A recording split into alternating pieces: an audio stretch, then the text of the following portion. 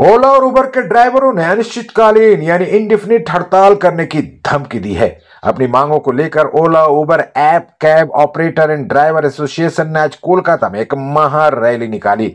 यह rally Ramlila park से शुरू हुई और धर्मतल्ला में जाकर खत्म हुई। इस रैली में हजारों की तादाद में ओला और उबर के ड्राइवर और ऑपरेटर शामिल हुए थे। सीटू समर्थित Ola Uber app cab operator and driver association की मांग है कि ओला और उबर का किराया बढ़ाया जाए। संगठन ने यह भी मांग की है कि राज्य सरकार हर साल किराए में इजाफे का खुद ही ऐलान करे। इसके साथ ही संगठन ने सभी बाइक टैक्सी को कमर्शियल नंबर प्लेट देने की भी मांग की है। संगठन का कहना है कि हम लोग कमर्शियल नंबर प्लेट के साथ ही बाइक चलाना चाहते हैं, क्योंकि कमर्शियल नंबर प्लेट नहीं होने से हमें काफी परेशानी हो रही है। संगठन ने सभी सीएनजी पंपिंग स्टेशन में जरूरत के मुताबिक सीएनजी का इंतजाम रखने की भी मांग की है।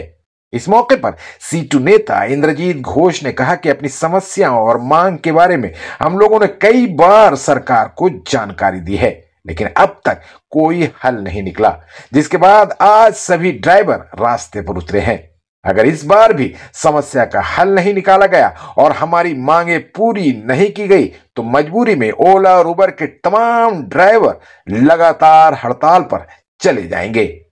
আমরা Kolkata Ola Uber app cab operators and drivers ইউনিয়নের পক্ষ থেকে আজকে আমাদের অফলাইন ডে ডেকেছিলাম। মূলত 2018 সালের পর অ্যাপ ক্যাব ট্যাক্সি তাদের ভাড়া রিস্ট্রাকচারিংয়ের কথা সরকার করছে না। 18 সালের ভাড়া নিয়ে 25 সালে 7 বছর পরে পেট্রোল ডিজেল বা গাড়ির মেনটেন্যান্স কস্ট যা বেড়েছে তাতে চলে না। আমরা সরকার, ওলা, উবের, র্যাপিডো, ইনড্রাইভার, যাত্রী সাথী সবাইকেই ফর্মাল নোটিশ করেছি, বলেছি, তারপরেও তাদের কোনো হেলদোল নেই।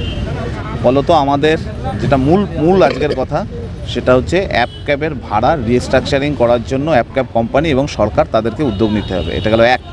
2 নম্বর, হলুদ নাম্বার প্লেট হয়েছে। কমার্শিয়াল নাম্বার প্লেট ছাড়া 31শে মার্চের পর গাড়ি চলবেন, মানে বাইক ট্যাক্সি চলবে না।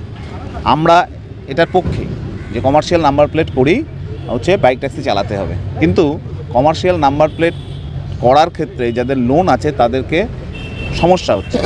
প্রতি মঙ্গলবার এবং বুধবার বিভিন্ন আরটিওতে গিয়ে সবাই হয়রান হচ্ছে, কিন্তু সরকার কোনো উদ্যোগ নিচ্ছে না। সরকারকে অবিলম্বে 31শে মার্চের মধ্যে বিভিন্ন জায়গায় ক্যাম্প করে টু হুইলারের কমার্শিয়াল নাম্বার দেওয়ার কাজটা কমপ্লিট করতে হবে। গাড়িতে 6,000, 8,000, 10,000 টাকা খরচা করে ভিএলটি লেগেছে, লোকেশন ট্র্যাক, তার কোনো ইউটিলিটি নেই। 1 বছর হয়ে গেছে, আবার রিচার্জ করতে হচ্ছে, ওটা না করলে সিএফ করা যাবে না। ফলে আমাদের বক্তব্য হচ্ছে যদি ইউটিলিটি না থাকে তাহলে এটা লাগাবে কেন, এবং এই রিচার্জের টাকা কমাতে হবে। সিএনজি গ্যাস কলকাতায় বিভিন্ন জায়গায় সমস্যা আছে, সিএনজি গাড়ি যা পাম্পের তুলনায় কম, ফলে সিএনজি পাম্পের পরিমাণ বাড়াতে হবে এবং তার সাথে যেটা হচ্ছে সার্ভিস রেগুলারাইজ করতে হবে। এই 4টে মূলত মূল ফোকাস ফেয়ার রিস্ট্রাকচারিং করতে হবে। এটার দাবিতেই আজকে আমাদের সারাদিন অফলাইন ডে। এখনও পর্যন্ত প্রায় আমাদের হিসাবে 75 থেকে 80% গাড়ি তারা হচ্ছে অফ রেখেই তারা হচ্ছে রাস্তায় নেমেছে। আমরা চাইছি যে সরকার এটা সদুত্তর নিক, না হলে আগামী দিনে আরও বড় আন্দোলনে আমরা যেতে বাধ্য হব। আজকের আমাদের কর্মসূচি এখান থেকে আমরা ধর্মতলা পর্যন্ত মিছিল করে যাব। আমরা কোনো কোম্পানিকে, সমস্ত কোম্পানিকে নোটিশ দিয়েছি, তারা যদি না উদ্যোগ নেয় তাহলে আগামী দিনে আমাদের বড় আন্দোলন লাগাতার ধর্মঘটের দিকে যেতে বাধ্য হবে।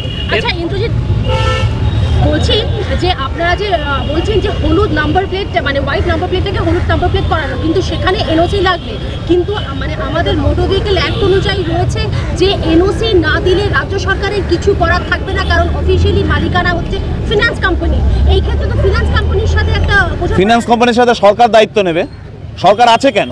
ফিনান্স কোম্পানিগুলো কোটি কোটি টাকা এখান থেকে মানে রোজগার করবে, আর সরকারের এই সিদ্ধান্ত তারা মানবে না কেন?